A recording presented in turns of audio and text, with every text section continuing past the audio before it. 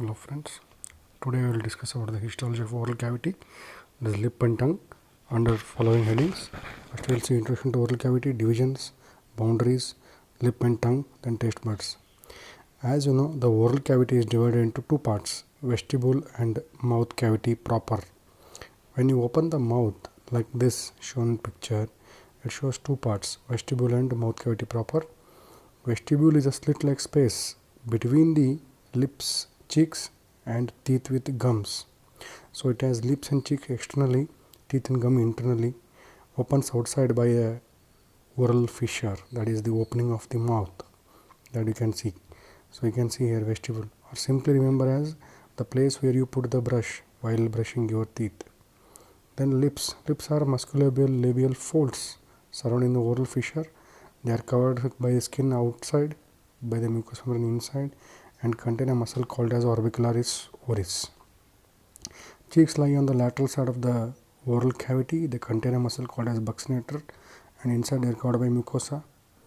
And when you see the mouth cavity proper, anterolaterally it is bound by the alveolar arches, superior and inferior alveolar arches. That is the set of teeth you can see here, and behind it opens into a pharynx via oropharynx, that is oropharyngeal isthmus, and roof is formed by the hard palate and soft palate. Hard palate forms the anterior 2/3, soft palate posterior 1/3. You can see the junction there, that is junction, and floor is formed by the tongue and surrounding mucous membrane on the sides.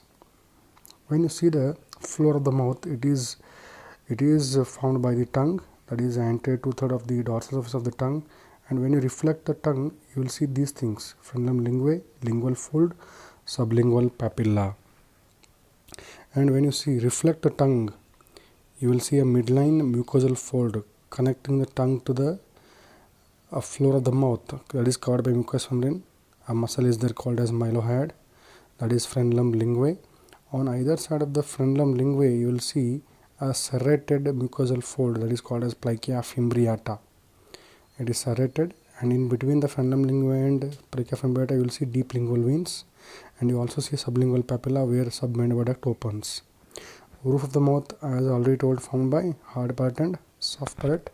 Soft palate has a bell-like hanging downward projection called as uvula, that you can see. Uvula projects downward, and it has two arches coming from the uvula, peltoglossal arch anteriorly, peltopharyngeal arch posteriorly. Between these two arches you will see tonsillar fossa where palatine tonsil lie. Dorsum of the tongue, when you see, it is divided into two parts, that is anterior palatine part, posterior pharyngeal part. Anterior 2/3 is rough and shows mucosal projections called as papillae, whereas posterior 1/3 is smooth and nodular. It doesn't show papillae, but it may have taste buds. So junction between the anterior 2/3 and posterior 1/3 is formed by the sulcus ternalis. It is V-shaped and ends in foramen caecum. When you see the histology of the oral mucosa, it has epithelium and submucosa. You can see how it is different in lips and cheeks and gums. Gums have paracartination, whereas the mucosa covering the tongue shows specialized mucosa having mucosal projection. In humans, we have four types of papillae, that is mucosal projection, epithelial projection with the core of lamina propria, filiform, fungiform, foliate and circumvallate. We study them in detail. When you see the dorsum of the tongue here, you can see all over the tongue you will see tiny conical projections. Just when you examine your tongue in the mirror, you will see tiny projections. They are called as filiform papillae, as you see here. Then fungiform appear as bright red spots. Then foliate, you will see foliate leaf-like, circumvallate. They are raised edges with a trench surrounding them, groove surrounding them, and is sulcus terminalis, foramen caecum. And when you see the histology of lip, as I already told you, lip has two parts: outside the skin part, inside mucosal part. Skin is keratinized, whereas mucosal part is non keratinized. You can see here two parts. You have the skin part here, and that is mucosal part. The transition between the mucosal and keratinized part is called as vermilion, the zone of vermilion. When you see on the right side here, when you see histologically, you can see the difference here. This side is skin side and this side is mucosal side, and in skin side you will see thin skin having hair follicles, that is keratinized stratified squamous epithelium, and beneath that you will see lamina propria containing blood vessels, connective tissue, glands, many serous glands called as labial glands. Then the core of this lip is found by the orbicularis oris. You can see here the hair follicles on the skin side. So that is lamina propria having all these structures, and there is no muscularis mucosa here, and a muscle present in the within the core of this lip is orbicularis oris, a skeletal muscle. Then we are seeing the tongue again. As I already told you, tongue has apex, base, root, ventral surface and dorsal surface. Here the dorsal surface, that is dorsal surface, is divided into two parts, oral part and pharyngeal part, or you can say palatine part and pharyngeal part, having numerous projections of mucosa, or you can say epithelial projections with the core of lamina propria, named into 4 different types: filiform, fungiform, foliate and circumvallate, that you can see. Tongue is a conical muscular structure covered by mucosa, and mucosa is strongly adherent to the muscle below because it interdigitates with the connective tissue. And you will see 4 types of papilla here. If you observe, 4 types of papilla are there, and it has muscles in all the planes. And these are the papilla here. You can see the bright red spot, that is fungiform, and what you are seeing here tiny is, that is filiform. This is fungiform, and near the sulcus terminus you will see circumvallate, and on the sides you will see foliate. So when you observe the tongue, you can see like this. To the naked eye, what is there? Posterior 1/3 is smooth and nodular, also called as lingual tonsil. So filiform papillae, they are conical in shape, they are all over the tongue and all over the anterior 2/3, numerous in number, have keratination. Important thing, they don't have taste buds. Whereas fungiform is mushroom shaped. They are less numerous than the filiform, present on the anterior 2/3 and have few taste buds. Whereas circumvallate is whorl like, it has a raised margin surrounded by a groove and have many taste buds, 8 to 14 in number, near the sulcus terminalis. So circumvallate papillae is important for taste sensation. And foliate papillae, they are rudimentary in humans. They are leaf like, as their name says. And this is filiform, as I already told you, conical and have keratinization. Filiform papillae are thorn like in carnivorous animals like cats and tigers.